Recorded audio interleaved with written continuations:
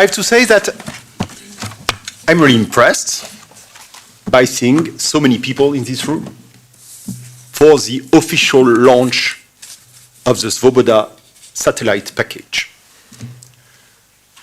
I'm really moved to see many of you in this room who have gone into exile, who were forced to do this, and who are here, united today, to create an access to the Russian. Thank you so much, Mrs. Vice President of the European Commission, dear Vera, for your support to journalism during the whole mandate of the European Commission. As I start by expressing our gratitude, I want, of course, to express gratitude for the trust of all your media who are now positioned on the Svoboda Satellite Package. I want to thank, of course, the Ethics Committee, the Denis Diderot Committee for its idea. It was a long way, a very long way since you got the idea, and we made it become a reality since then, more than 1 year. It took more than 1 year to be today in this room. And of course, special thanks to Jim Filippov, the head of the project. Congrats, Jim, for your wonderful work. And thanks to the RSF team. The whole team was really committed, and especially Thibaut and Jan. We know the situation of press freedom in Russia.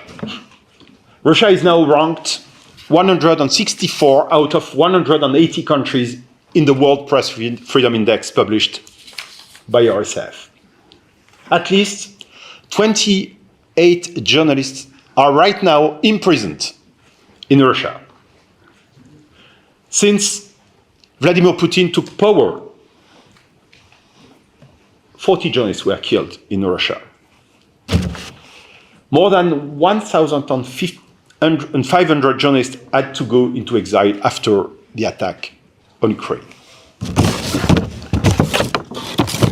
And 300 media and journalists are now classified as foreign agents in their own country.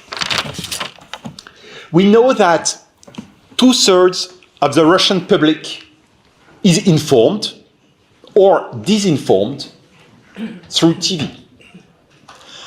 So that's really important to increase the number of Russian citizens that have access to independent journalism, to journalism worthy of the name.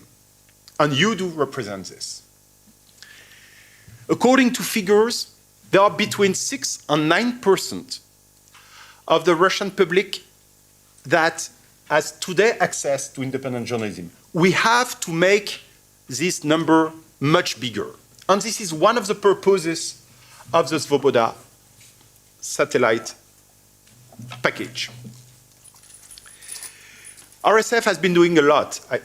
In any case, we've been doing our best for a long time, but especially since the attack on Ukraine.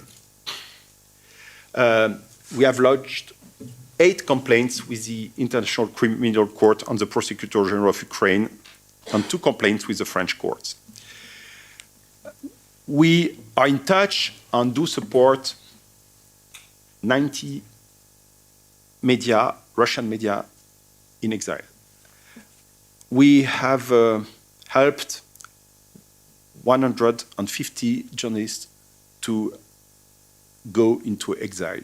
And I have to mention the presence of Marina Ovsyannikova. We coordinated her escape from Russia. So that's why it's really very strong for us to see you today. The first package, because this package could be increased in the future, has 9 TV and radio channels, such as, sorry for the pronunciation, Echo, Radio Sakharov, Current Time, Euro Radio, TV8, Ost-West 24, iStories, Holod Media, Novaya Gazeta, Europe. As I mentioned, we will continue to grow up to 25 media outlets on the satellite package. It is a unique opportunity to have Russian newsrooms work together.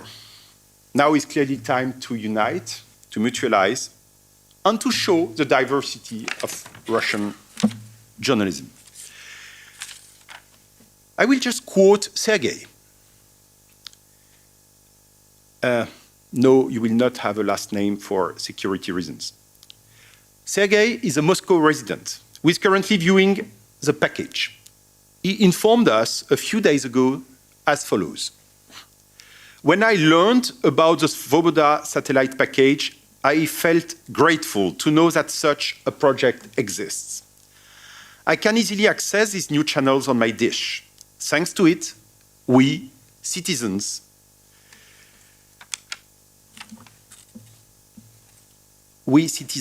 can have access to more free, independent, and pluralistic information, and thus create our own opinion. The Svoboda project for RSF is clearly a testament to our commitment to the right to access journalism, and clearly an effort to build upon the resilience of the Russian journalism community in exile. We are clearly determined, and it will be my last words, to empower Russian-speaking populations with the tools they need to preserve, to protect their freedom of opinion and expression. Through this project, we prove that democracies can export independent journalism to reverse the logic of propaganda. What does happen now?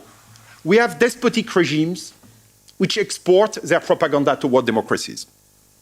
With this project, this is clearly not propaganda against propaganda, but this is independent journalism exported from media, from democracies, by media, mostly media in exile, toward people living in a country, in countries with a despotic regime.